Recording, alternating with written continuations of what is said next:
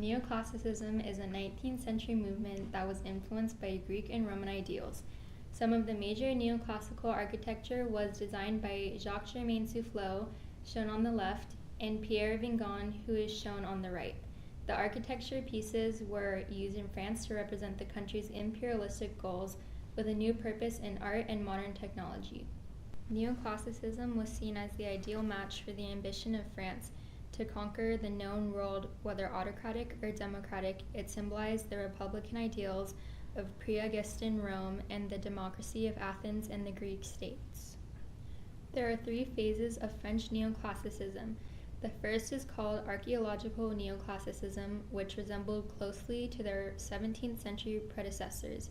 The second phase was called radical neoclassicism and took place between the 1760s and the early 1770s.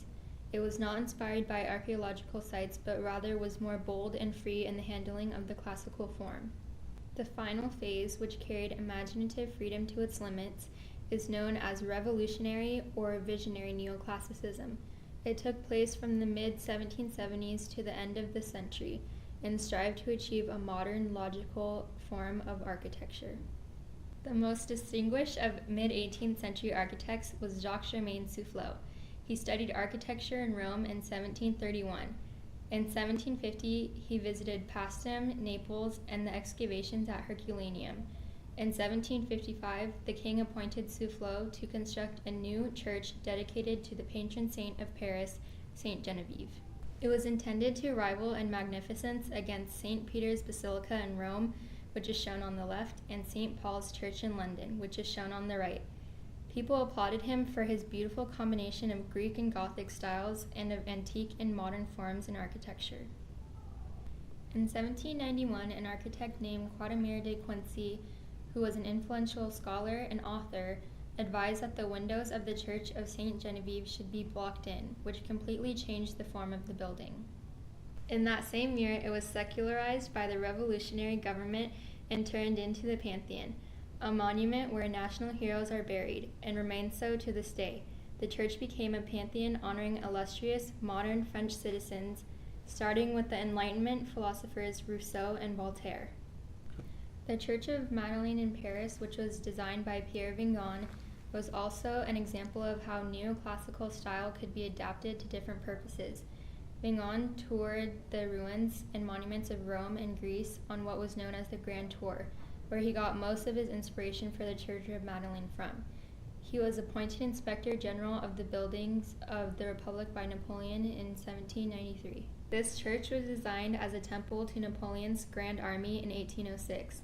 In 1837, it was used as a first railway station in Paris, then finally it was consecrated as a church in 1842.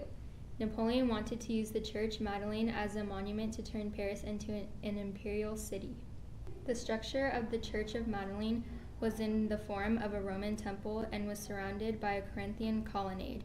This reflects that the classical art and architecture predominated France during the Empire phase of the neoclassical movement. Both buildings were influenced by Greek architecture, which displays France's interest in classical art and how it played an important role in shaping the culture of that time. The Church of Madeleine in Paris was intended to be a temple for Napoleon's Grand Army, which displays that France was in a time of war. Furthermore, Napoleon wanted this monumental building to turn Paris into an imperial capital, which helped to display his hunger for power. This was depicted in one of the paintings inside the Pantheon, The History of Christianity, where Napoleon portrays himself as being equal or greater than the Pope.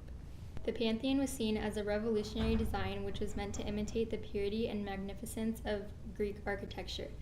This displays that people from the 18th and 19th centuries wanted to recreate classical art in a new, innovative way, which formed a new culture that focused more on science and education rather than religion.